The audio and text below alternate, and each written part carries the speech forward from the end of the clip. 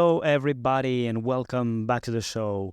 I'm happy to be back. It's been quite a while. I have been on holidays, so sorry if I have not been uploading more content, but I'm happy to be back, and I hope that the content of this episode will help you because I was happy to record it. And so, a few things to consider before I move forward. As always, I am not editing the content of this recording of this episode. So if I stumble, I am sorry in advance. I honestly do not have the time. So please forgive me if I make any mistakes. And secondly, I want this episode to be short, but straight to the point. And so, without further ado, I'm Jeremy. I'm your host. This is Joe Exchange, the podcast where we change and exchange experiences. So, in this episode, we will talk about the three main reasons why your insights may not be acted upon when you communicate them to your stakeholders as a user researcher, and what you can do to overcome this issue, let's say. So again, as we saw in previous episodes, the goal of a user researcher is to deliver insights to stakeholders. If you work for a company, even if you're freelance, whether you're a freelance or working inside a company, you will be, the goal is always to provide insights as a user researcher to your stakeholders so that they can make informed decisions, reduce the risks before launching a new iteration of the product or launching a completely new product, new feature, and so on. So this is the goal. And so everyone wins if you produce insights that are, let's say, useful for your stakeholders. And if you, so by useful, I mean that they can implement them, that they understand them, that they are clear, and so on. And so that in the end, you will reduce, the insights you will produce will help to reduce the risk before launching a feature. And again, if you do not get this idea very clearly, and it can be confusing sometimes, go back to my previous episodes. I talk about it deeply. So in this one, we will go over several other considerations that I may not have been thinking about, but in the end, as a user researcher in general, everything is related. So sometimes it's not about the hard skills, let's say. It's more about the soft skills. So I have become aware recently of that during previous mentorship sessions. And when you're on the job for years, there are things that you do automatically and you do not even consider that it's important. But I have been asked this consistently.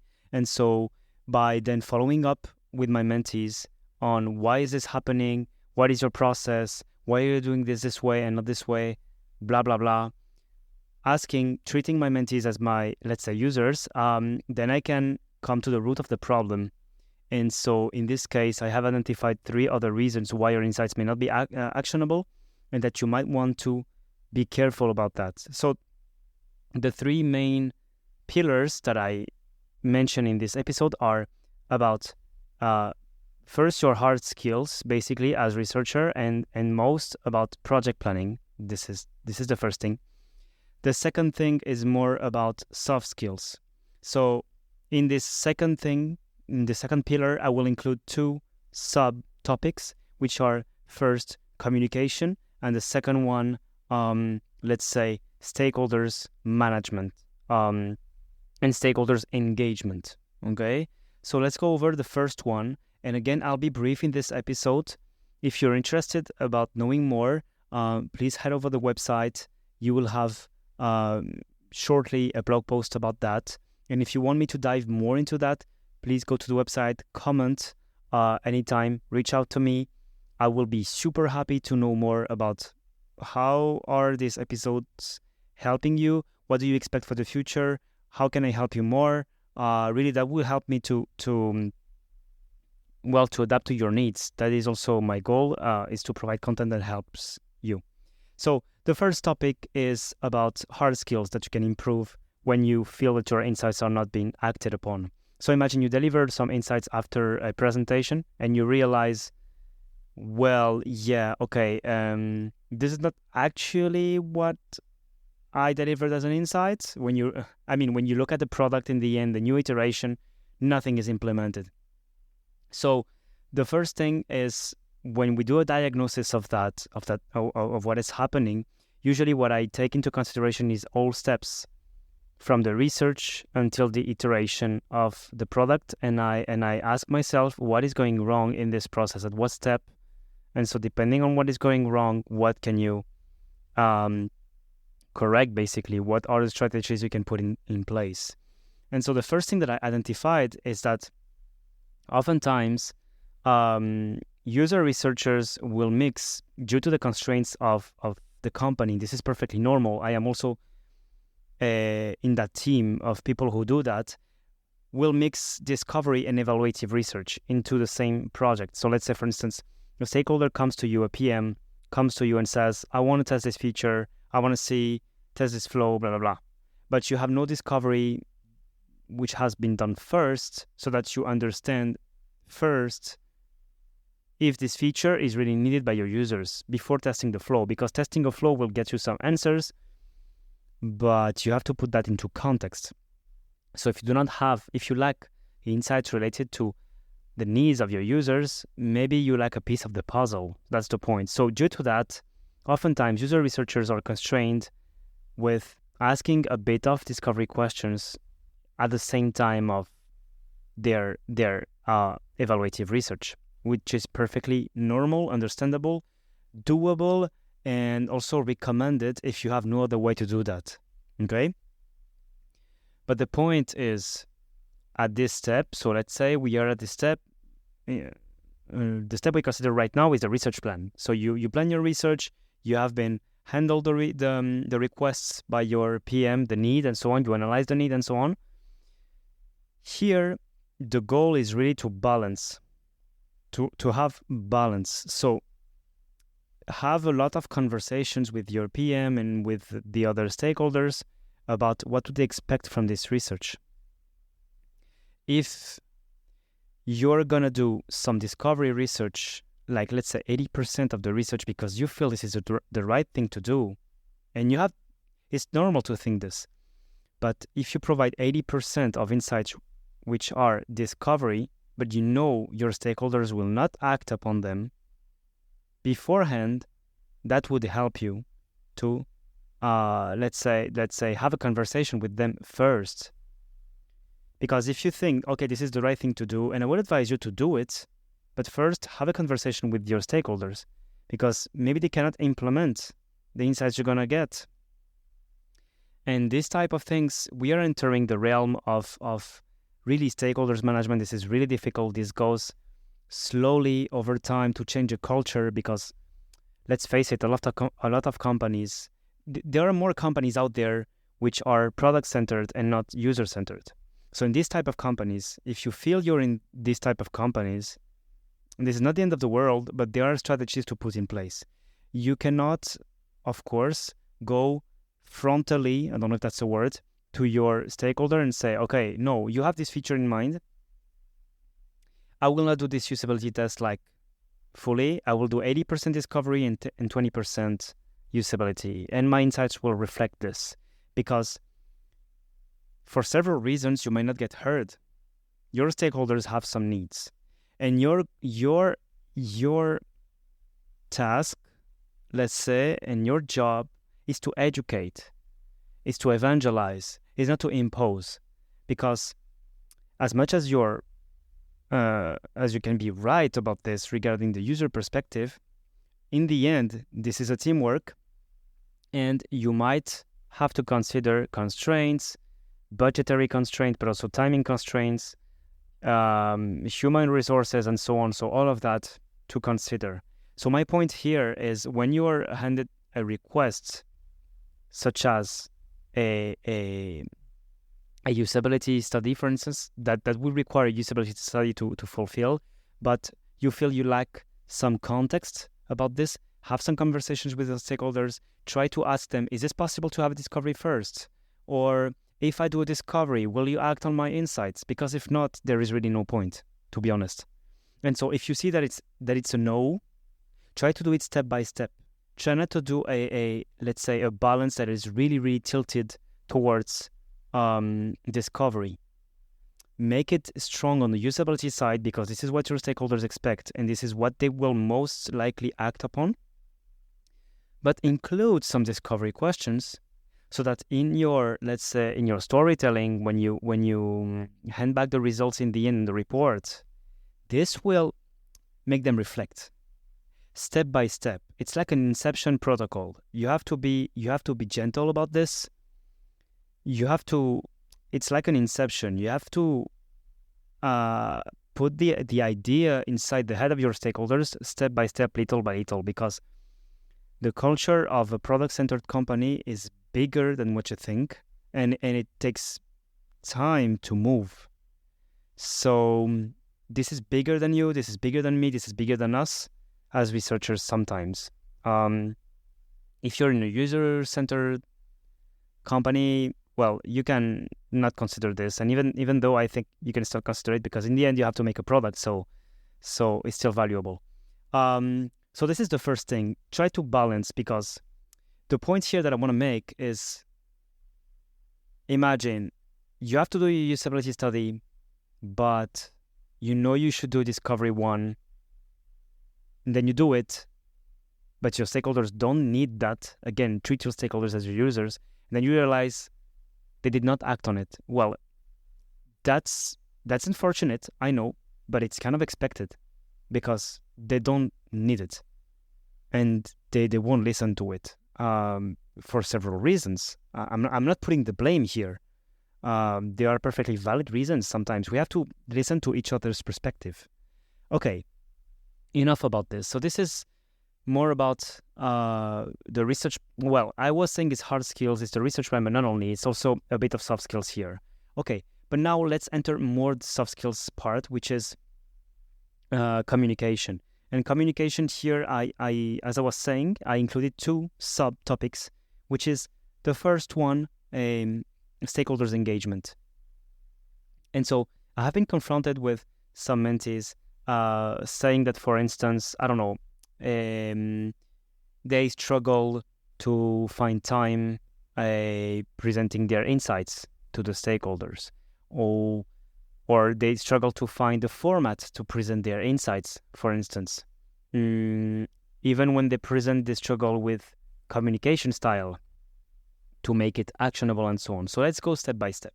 So first of all, you have to create a culture of user research. This goes hand in hand with the first aspect, but you have to create a culture of user research. That is why you have to own user research. You have to be the owner of research, okay? And at every level you can do it. Even if you're junior, intermediate, senior, you can do it. So you have to create a culture of this, being the owner of user research. You're the owner of your discipline. So everything that is research goes straight to you. You're the owner of the project from A to Z, depending on the responsibilities you have been given inside your company, but you're the owner of the project and of research. So for instance, everything linked to evangelization, it's you. It goes through you. When you have to schedule a meeting for a research plan, to share a research plan, it goes through you. And you have to schedule it. Don't wait for your stakeholders to be ready. They will never be. They will always have meetings. Schedule it and tell them, I need your input on this. This is super important. We need to be aligned. And try to align with them as early and as often as possible. When I say as often, please be mindful of everyone's schedule, of course, but every time you're crafting something, writing something, and you feel stuck, this is the moment you put your pen down and you write. Well, actually, you put your pen, you take your pen and you write your list of everything that is bugging you. Because you are not expected to have all the answers. It's not because you're the researcher, you can guess, and you're not expected to guess. It's the contrary. You have to ask questions to your stakeholders. Like imagine, okay, we are doing this project on abandonment rates on our e-commerce platform. Okay, give me some data about the abandonment rate. Give me some statistics, whatever. Give me some information. Okay, we changed this feature. Yeah, okay, why did we change this feature this way before I arrived in the company? Why was it this way? Why is this way now? You need context. So align with them as early and frequently as possible so that you can make informed decisions at your level. This is the first thing. And then when you are presenting your insights, it's the same. Create space, create. You have to resonate inside the company. So create create ceremonies. Make it like it's how can I say? Make it like it's a routine. Make it like it's a culture. Okay, now we are starting this project. Okay, but before I start, I need to align with you. So let's call it a meeting, I don't know, alignment, whatever. And it happens every time we start a project. Now I'm entering into user sessions. Okay, I'm going to invite you. You come to the ones you can, but I'm going to invite you. Oh, now we have finished, but I do not have the report ready yet. Okay, let's debrief on the, like a raw debrief on the content of all the sessions. Let's make it a habit. That's the point. And then, I'm going to present now. Let's make it a habit. I'm going to present to you and to everyone else. And I will invite all potential stakeholders. Okay? And I'm going to record the meeting, for instance. So then I can send it to everyone interested. And so I can have more impact inside the company. That's the point. Okay? And then the last pillar, which is kind of linked with this one, is the communication. About the communication, which is the presentation in this case. Make sure you make the presentation as digestible as possible, because when you think about an app or a website or any product, the product can be fantastic. If, let's say the feature of the product can be fantastic. If it's not usable, so presented in a nice way, clean, intuitive, and so on, it will not be used correctly, at least, or not used at all. That's the first thing. Then you have also other layers. Maybe the marketing is not done properly. And so on and so on. You have all the layers from the moment you have the product to the moment you make a sale. Everything in between can go wrong, right? And so this is the same, exactly the same for your insights. Your insights are your product. Your insights are your product, and your stakeholders are your users. And everything can go wrong in between. So don't dread this. There are multiple things you can do. But for instance, you have the content. Okay, you know your stuff. Now make it digestible. Make it clean. Make it lean. Concise. Go straight to the point. And so you have some structures you can follow that are vastly accepted now in the realm of user research. But not only, like, things change every time and we discover new ways to present and to report insights. But as I was saying, a debrief is a good way to go. Make it concise, but make it clear to stakeholders, okay, this is a debrief. Things can change still because we are still analyzing. For instance, I don't know, but make it concise. And so for the presentation, the less, the better. I don't know if this is the phrasing, but the less, the better. That means find a way to express what you want to express with the least amount of words. So use words that are indicating more, if that makes sense. I'm speaking about communication and I'm having trouble right now. Sorry for that. So, for instance, if you say, I don't know, a user's confidence is affected by or interface. Okay, but tell me more, So then you will try to say more. Okay, but maybe you can use words to go straight to the point directly. You can say, users are confused by the misleading menu at that point of the interface, Because you will indicate clearly what is the problem, confused, and not users are affected or users' perception or understanding is affected by, using like 5 words to saying the same thing you could say in one. It will resonate more in the head of your stakeholders. This is the first thing.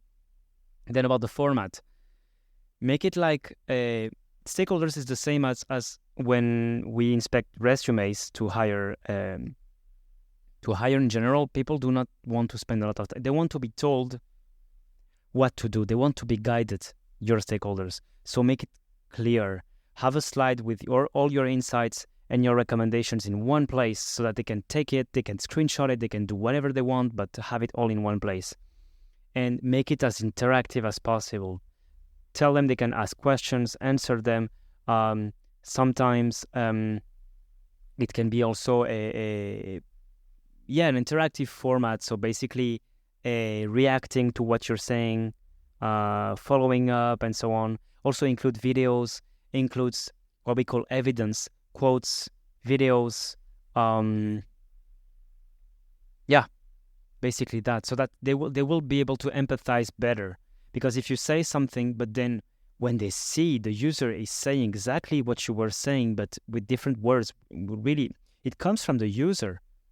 So they can directly see what is the impact of the product because it comes from a real user.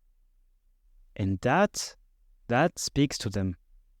So I'm not saying to substitute your insights by videos because this is not enough. You have also to own the research, okay?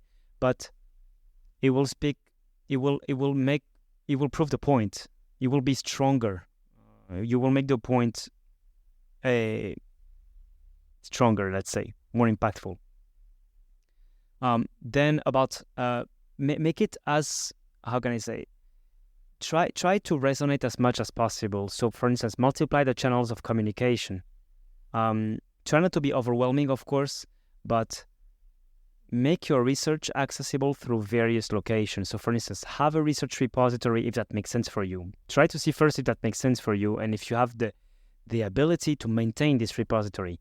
But a repository can be a good thing for stakeholders to access quickly insights and recommendations without having to dive into a report. Be careful with that. There is a caveat with that, which is sometimes out of context, an insight can be transformed and used wrongly, first of all.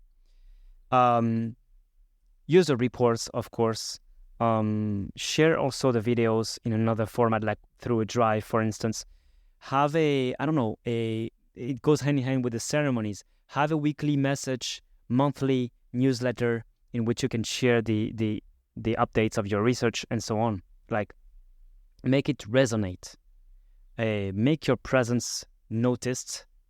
Not because of ego. I'm not saying that, but I'm saying because, let's say, the ego of the field of research. Just that. Like, research is here. We are here to help you.